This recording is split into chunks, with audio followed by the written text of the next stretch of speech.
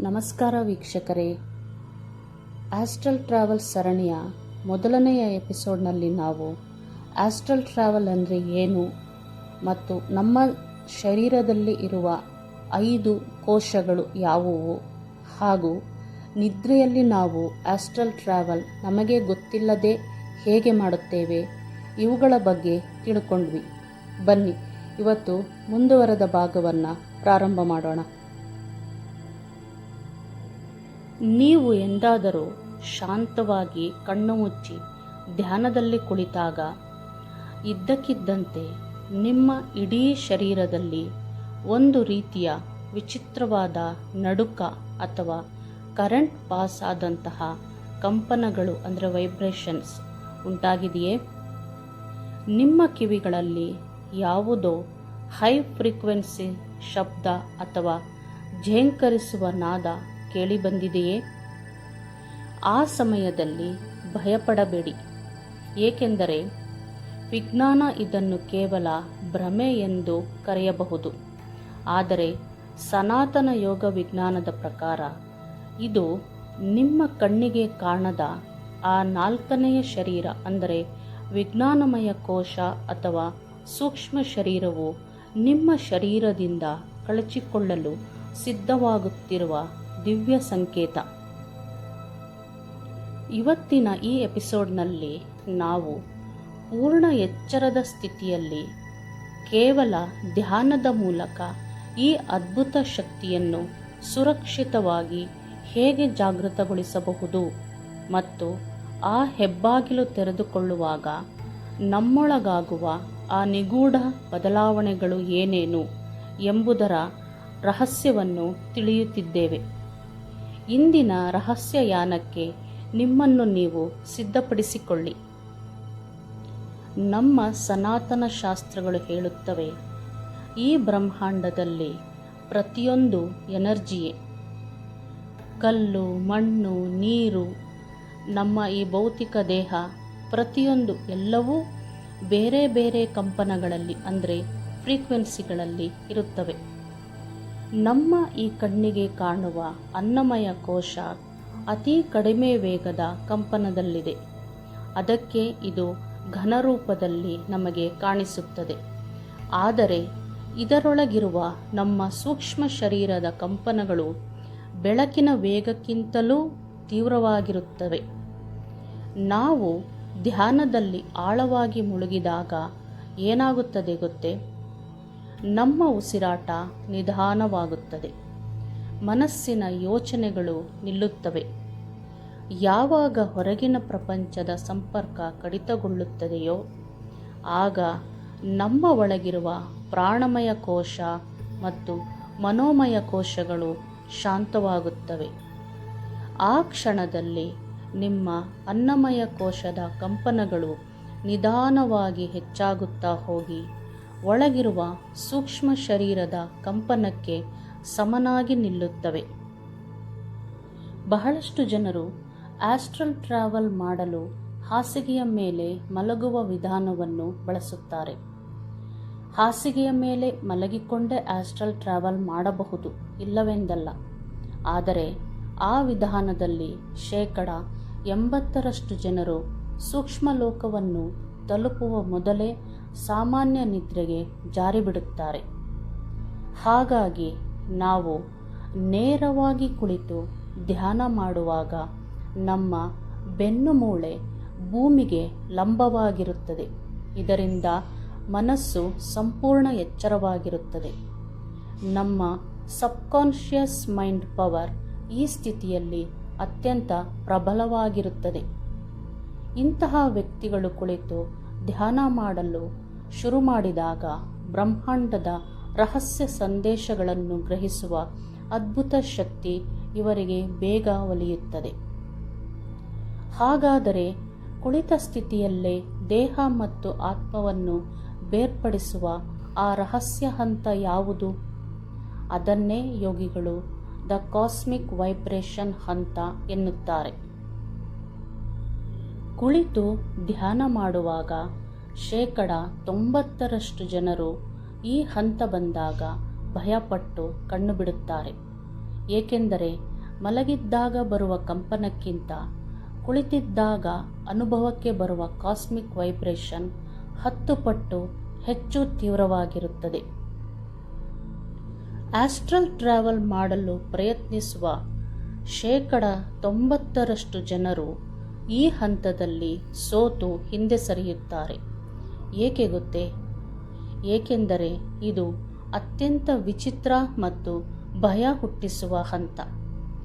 ಯಾವಾಗ ನಿಮ್ಮ ಮನಸ್ಸು ಸಂಪೂರ್ಣವಾಗಿ ಎಚ್ಚರವಾಗಿರುತ್ತದೆ, ಆದರೆ ನಿಮ್ಮ ದೇಹವು ಗಾಢ ನಿದ್ರೆಗೆ ಜಾರಿರುತ್ತದೆಯೋ, ಆಗ ಈ ವೈಬ್ರೇಷನ್ ಸ್ಟೇಟ್ ಅಥವಾ ಕಂಪನ ಸ್ಥಿತಿ ತಾನಾಗಿಯೇ ಸೃಷ್ಟಿಯಾಗುತ್ತದೆ. ಆಧುನಿಕ ವೈಜ್ಞಾನಿಕ ವಿಜ್ಞಾನ ಇದನ್ನು ಸ್ಲೀಪ್ ಪ್ಯಾರಾಲಿಸಿಸ್ ಅಥವಾ ನಿದ್ರಾ ಪಾರ್ಶ್ವವಾಯು ಎಂದು ಕರೆಯುತ್ತದೆ. ಆದರೆ ಆಧ್ಯಾತ್ಮಿಕ ವಿಜ್ಞಾನದಲ್ಲಿ ಇದು ನಿಮ್ಮ ಶಕ್ತಿ ಚಕ್ರಗಳು ಜಾಗೃತವಾಗುತ್ತಿರುವ ಸಮಯ. ಈ ಹಂತದಲ್ಲಿ ನಿಮ್ಮ ಇಡೀ ಶರೀರದ ಅಣುಗಳು ಸೆಕೆಂಡಿಗೆ ಲಕ್ಷಾಂತರ ಬಾರಿ ಕಂಪಿಸಿದಂತೆ ಭಾಸವಾಗುತ್ತದೆ. ನಿಮ್ಮ ಕಿವಿಯಲ್ಲಿ ಕೋಟಿ ಜೇನುಹುಳುಗಳು ಒಟ್ಟಿಗೆ ಝೇಂಕರಿಸಿದಂತಹ ಸದ್ದು ಕೇಳಿಸುತ್ತದೆ. ಕೆಲವರಿಗೆ ತಮ್ಮ ತಲೆಯ ಪಕ್ಕದಲ್ಲೇ ಯಾರೋ ಜೋರಾಗಿ ಕೂಗಿದಂತೆ ಅನ್ನಿಸುತ್ತದೆ. ಇನ್ನು ಕೆಲವರಿಗೆ ಇಡೀ ಭೂಮಿ ನಡುಗುತ್ತಿರುವಂತೆ ಭಾಸವಾಗುತ್ತದೆ. ಇಲ್ಲಿ ಒಂದು ರಹಸ್ಯವನ್ನು ನೆನಪಿಡಿ. ಈ ಸಮಯದಲ್ಲಿ ನಿಮ್ಮ ದೇಹದಲ್ಲಿ ಬಿಡುಗಡೆಯಾಗುವ ಅಡ್ರಿನಾಲಿನ್ ಹಾರ್ಮೋನ್ ನಿಮಗೆ ವಿಪರೀತ ಭಯವನ್ನು ಹುಟ್ಟಿಸುತ್ತದೆ. ನಿಮ್ಮ ಹೃದಯದ ಬಡಿತ ನಿಮಿಷಕ್ಕೆ 150 ದಾಟಿದಂತೆ ಅನ್ನಿಸುತ್ತದೆ. ಮೊದಲ ಬಾರಿ ಈ ಅನುಭವ ಪಡೆದ ಪ್ರತಿಯೊಬ್ಬ ವ್ಯಕ್ತಿಯು ನಾನು ಸತ್ತು ಹೋಗುತ್ತಿದ್ದೇನೆ ಎಂದು ಹೆದರಿ ಬಲವಂತವಾಗಿ ಕಣ್ಣು ಬಿಟ್ಟು ಧ್ಯಾನದಿಂದ ಹೊರಬರುತ್ತಾರೆ. ಆದರೆ ಸತ್ಯವೇನೆಂದರೆ, ಆ ಶಬ್ದ ಮತ್ತು ಕಂಪನಗಳು ನಿಮ್ಮನ್ನು ಕೊಲ್ಲುತ್ತಿಲ್ಲ. ಬದಲಾಗಿ ನಿಮ್ಮ ಸೂಕ್ಷ್ಮ ಶರೀರವು ಭೌತಿಕ ದೇಹದ ಜೈವಿಕ ಬಂಧನದಿಂದ ಕಳಚಿಕೊಳ್ಳಲು ಪ್ರಯತ್ನಿಸುತ್ತಿದೆ. ಇದು ಬ್ರಹ್ಮಾಂಡದ ಉನ್ನತ ಫ್ರೀಕ್ವೆನ್ಸಿಗೆ, ಅಂದರೆ ಹೈಯರ್ ಕಾಸ್ಮಿಕ್ ಫ್ರೀಕ್ವೆನ್ಸಿ, ನಿಮ್ಮ ಆತ್ಮದ ರೇಡಿಯೋ ಟ್ಯೂನ್ ಆಗುತ್ತಿರುವ ಪವಿತ್ರ ಸಮಯ. ಈ ಹಂತದಲ್ಲಿ ಯಾರು ಭಯವನ್ನು ಗೆದ್ದು ಶಾಂತವಾಗಿ ಇರುತ್ತಾರೋ ಅವರಿಗೆ ಮಾತ್ರ ಮುಂದಿನ ದಾರಿಯ ರಹಸ್ಯಗಳು ತೆರೆದುಕೊಳ್ಳುತ್ತವೆ. ಯಾವಾಗ ನಿಮ್ಮ ಮನಸ್ಸು ಸಂಪೂರ್ಣವಾಗಿ ಏಕಾಗ್ರತೆಯ ತುತ್ತ ತುದಿಯಲ್ಲಿರುತ್ತದೆಯೋ ಮತ್ತು ನಿಮ್ಮ ಭೌತಿಕ ಶರೀರವು ಅಲುಗಾಡದೆ ಸಂಪೂರ್ಣ ಜಡವಾಗುತ್ತದೆಯೋ, ಆಗ ಇಡೀ ಬ್ರಹ್ಮಾಂಡದ ಶಕ್ತಿ ನಿಮ್ಮ ನೆತ್ತಿಯ ಮೂಲಕ ದೇಹವನ್ನು ಪ್ರವೇಶಿಸುತ್ತದೆ. ಈ ಅದ್ಭುತ ಸ್ಥಿತಿಯನ್ನು ನಾವು ಕುಳಿತಲ್ಲೇ ಅನುಭವಿಸುವುದು ಹೇಗೆ? ನಮ್ಮ ಪ್ರಾಚೀನ ಸಿದ್ಧಪುರುಷರು ಅಭಿವೃದ್ಧಿಪಡಿಸಿದ 4 ಅತ್ಯಂತ ಶಕ್ತಿಯುತ ಹಂತಗಳು ಇಲ್ಲಿವೆ. ಇದನ್ನು ನೀವು ಮುಂಜಾನೆ ಬ್ರಾಹ್ಮಿ ಮುಹೂರ್ತದಲ್ಲಿ, ಅಂದರೆ ಬೆಳಗಿನ ಜಾವ 3:30ರಿಂದ 5 ಗಂಟೆಯ ಒಳಗೆ ಮಾತ್ರ ಅಭ್ಯಾಸ ಮಾಡಬೇಕು. ಮೊದಲನೆಯ ಹಂತ. ಮೊದಲು ಸುಖಾಸನ ಅಥವಾ ಪದ್ಮಾಸನದಲ್ಲಿ ಕುಳಿತುಕೊಳ್ಳಿ. ನಿಮ್ಮ ಬೆನ್ನು ಮೂಳೆ, ಅಂದರೆ ಸ್ಪೈನ್ 100ಕ್ಕೆ 100 ನೇರವಾಗಿರಬೇಕು. ಕೈಗಳನ್ನು ಜ್ಞಾನ ಮುದ್ರೆಯಲ್ಲಿ ಮಂಡಿಯ ಮೇಲಿಡಬೇಕು. ನಿಮ್ಮ ಕಣ್ಣುಗಳನ್ನು ಮುಚ್ಚಿ ನಿಮ್ಮ ಇಡೀ ದೇಹವು ಕಲ್ಲಿನಿಂದ ಕೆತ್ತಿದ ವಿಗ್ರಹದಂತೆ ಸ್ಥಿರವಾಗಿದೆ ಎಂದು ಮನಸ್ಸಿಗೆ ಆಜ್ಞೆ ಮಾಡಬೇಕು. ಎರಡನೆಯ ಹಂತ, ನಿಮ್ಮ ಮಿದುಳಿನ ತರಂಗಗಳನ್ನು ಆಲ್ಫಾ ಹಂತದಿಂದ ಅತ್ಯಂತ ಆಳವಾದ ಥೀಟಾ ಹಂತಕ್ಕೆ ಕೊಂಡೊಯ್ಯಲು ಈ ಉಸಿರಾಟ ಸಹಾಯ ಮಾಡುತ್ತದೆ. 4 ಸೆಕೆಂಡ್ ನಿಧಾನವಾಗಿ ಉಸಿರನ್ನು ಒಳಗೆ ತೆಗೆದುಕೊಳ್ಳಿ. 4 ಸೆಕೆಂಡ್ ಉಸಿರನ್ನು ಒಳಗೆ ಹಿಡಿದಿಟ್ಟುಕೊಳ್ಳಿ. 4 ಸೆಕೆಂಡ್ ಉಸಿರನ್ನು ಹೊರಬಿಡಿ. ಮತ್ತೆ 4 ಸೆಕೆಂಡ್ ಶೂನ್ಯ ಸ್ಥಿತಿಯಲ್ಲಿರಿ. ಈ ಪ್ರಕ್ರಿಯೆಯನ್ನು 10 ಬಾರಿ ಪುನರಾವರ್ತಿಸಿ.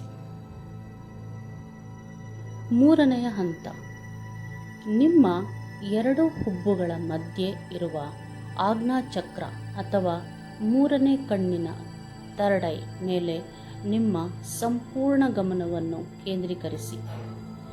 ಬಾಹ್ಯ ಪ್ರಪಂಚದ ಎಲ್ಲ ಆಲೋಚನೆಗಳನ್ನು ನಿಲ್ಲಿಸಿ. ಕೇವಲ ಕತ್ತಲೆಯನ್ನು ಗಮನಿಸಿ. ನಿಧಾನವಾಗಿ ನಿಮಗೆ ಅಲ್ಲಿ ನಿಗೂಢವಾದ ಬೆಳಕು ಅಥವಾ ಝೇಂಕಾರದ ಧ್ವನಿ ಕೇಳಿಸಲು ಶುರುವಾಗುತ್ತದೆ. ಹಂತ 4, ಇದನ್ನು ರೋಪ್ ಟೆಕ್ನಿಕ್ ಅಂತ ಕೂಡ ಕರೀತಾರೆ.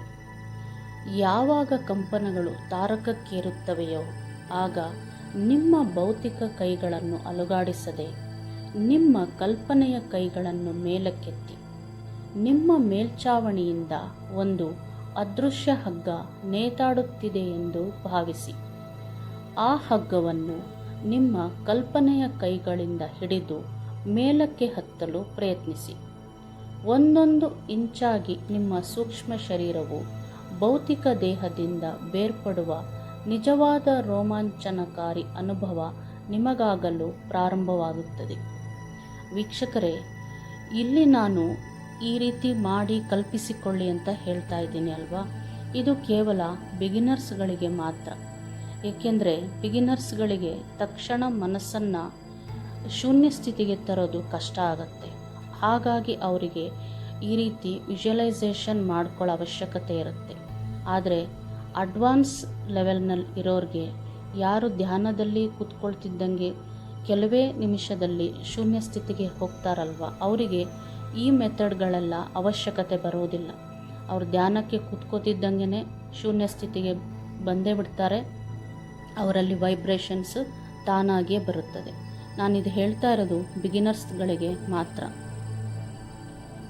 ಮುಚ್ಚಿದ ಕಣ್ಣುಗಳ ಮುಂದಿರುವ ಕತ್ತಲೆ ದೂರವಾಗಿ ನಕ್ಷತ್ರಗಳ ಲೋಕ ಅಥವಾ ತೇಲುತ್ತಿರುವ ದಿವ್ಯ ಆಕೃತಿಗಳು ಕಾಣಿಸತೊಡಗುತ್ತವೆ. ಈ 4 ಹಂತಗಳನ್ನು ದಾಟಿದಾಗ ನಿಮ್ಮ ವಿಜ್ಞಾನಮಯ ಕೋಶವು ಅನ್ನಮಯ ಕೋಶದಿಂದ ಸಂಪೂರ್ಣವಾಗಿ ಬೇರ್ಪಟ್ಟು ಆಸ್ಟ್ರಲ್ ಲೋಕಕ್ಕೆ ಹಾರಲು ಸಿದ್ಧವಾಗುತ್ತದೆ. ವೀಕ್ಷಕರೇ, ಇಲ್ಲಿ ಒಂದು ವಿಷಯ ನೀವು ನೆನಪಿಡಬೇಕು. ಆಸ್ಟ್ರಲ್ ಟ್ರಾವೆಲ್ ಎಂಬುದು ಯಾವುದೇ ಒಂದು ಮೋಜಿನ ಆಟವಲ್ಲ. ಇದು ಬ್ರಹ್ಮಾಂಡದ ಅತ್ಯಂತ ಉನ್ನತ ವಿಜ್ಞಾನ. ನಿಮ್ಮ ಮನಸ್ಸಿನಲ್ಲಿ ತೀವ್ರವಾದ ಭಯ, ಕೋಪ, ದುರಾಸೆ ಅಥವಾ ತಪ್ಪು ಆಲೋಚನೆಗಳು ಇದ್ದರೆ ಈ ಪ್ರಯಾಣಕ್ಕೆ ಎಂದಿಗೂ ಕೈ ಹಾಕಬೇಡಿ. ಏಕೆಂದರೆ ಆಸ್ಟ್ರಲ್ ಲೋಕದಲ್ಲಿ ನಿಮ್ಮ ಆಲೋಚನೆಗಳೇ ತಕ್ಷಣವೇ ರೂಪ ಪಡೆಯುತ್ತದೆ. ನೀವು ಭಯಪಟ್ಟರೆ ನಿಮ್ಮದೇ ಭಯವು ಒಂದು ಭೀಕರ ಶಕ್ತಿಯಾಗಿ ನಿಮ್ಮ ಮುಂದೆ ಬಂದು ನಿಲ್ಲಬಹುದು. ಧ್ಯಾನದ ಮೂಲಕ ನಮ್ಮ ಕಂಪನಗಳನ್ನು ಹೆಚ್ಚಿಸಿಕೊಂಡು ಆಜ್ಞಾಚಕ್ರದ ಹೆಬ್ಬಾಗಿಲನ್ನು ದಾಟಿ ನಮ್ಮ ಸೂಕ್ಷ್ಮ ಶರೀರ ಹೊರಗೇನೋ ಬಂತು. ಆದರೆ ಹೊರಗೆ ಬಂದ ತಕ್ಷಣ ನಮಗೆ ಎದುರಾಗುವ ಆ ಲೋಕ ಯಾವುದು? ಆಸ್ಟ್ರಲ್ ಪ್ರಪಂಚದಲ್ಲಿ ಕೇವಲ ಬೆಳಕು ಮಾತ್ರ ಇದೆಯೇ? ಅಥವಾ ನಮ್ಮನ್ನು ನುಂಗಲು ಕಾಯುತ್ತಿರುವ ಕಡು ಕತ್ತಲೆಯ ಭಯಾನಕ ಶಕ್ತಿಗಳೂ ಇವೆಯೇ? ಆಸ್ಟ್ರಲ್ ಟ್ರಾವೆಲ್ ಮಾಡುವಾಗ ನೆಗೆಟಿವ್ ಎನರ್ಜಿಗಳು ಇರುವ ಆ ಅಪಾಯಕಾರಿ ಲೋಕಕ್ಕೆ ನಾವು ಹೋದರೆ ಏನಾಗುತ್ತದೆ? ಅಲ್ಲಿಂದ ಮರಳಿ ಬರಲು ಸಾಧ್ಯವೇ? ಅಥವಾ ನಮ್ಮ ಆತ್ಮ ಅಲ್ಲೇ ಸಿಲುಕಿಬಿಡುತ್ತಾ? ಆಸ್ಟ್ರಲ್ ಲೋಕದ ಅತ್ಯಂತ ಕತ್ತಲೆಯ ಮತ್ತು ಅಪಾಯಕಾರಿ ರಹಸ್ಯಗಳನ್ನು, ಅಂದರೆ ಲೋವರ್ ಆಸ್ಟ್ರಲ್ ಪ್ಲೇನ್, ಇದರ ಸತ್ಯಗಳನ್ನು ನಾವು ಮುಂದಿನ ಭಾಗದಲ್ಲಿ, ಅಂದರೆ ಎಪಿಸೋಡ್ 3ನಲ್ಲಿ ತಿಳಿಯೋಣವೇ? ನಿಮ್ಮ ಒಳಗಿನ ದೈವಿಕ ಶಕ್ತಿಯನ್ನು ಅರಿಯುವ ಈ ಪ್ರಯಾಣ ನಿಮಗಿಷ್ಟವಾಗಿದ್ದರೆ ವಿಡಿಯೋವನ್ನು ಲೈಕ್ ಮಾಡಿ. ನಿಮ್ಮಲ್ಲಿ ಯಾರಿಗಾದರೂ ಆಸ್ಟ್ರಲ್ ಟ್ರಾವೆಲ್ ಅನುಭವ ಆಗಿದೆಯೇ? ದಯವಿಟ್ಟು ಕಮೆಂಟ್ ಬಾಕ್ಸ್ನಲ್ಲಿ ತಿಳಿಸಿ. ಏಕೆಂದರೆ ನಿಮ್ಮ ಕಮೆಂಟ್ ಬೇರೆಯವರಿಗೆ ಸ್ಫೂರ್ತಿ ನೀಡಬಹುದು. ನಮ್ಮ ಚಾನಲ್ನು ದಯವಿಟ್ಟು ಸಬ್ಸ್ಕ್ರೈಬ್ ಮಾಡಿಕೊಳ್ಳಿ, ಬೆಲ್ ಐಕಾನ್ ಒತ್ತಿ. ಧನ್ಯವಾದಗಳು.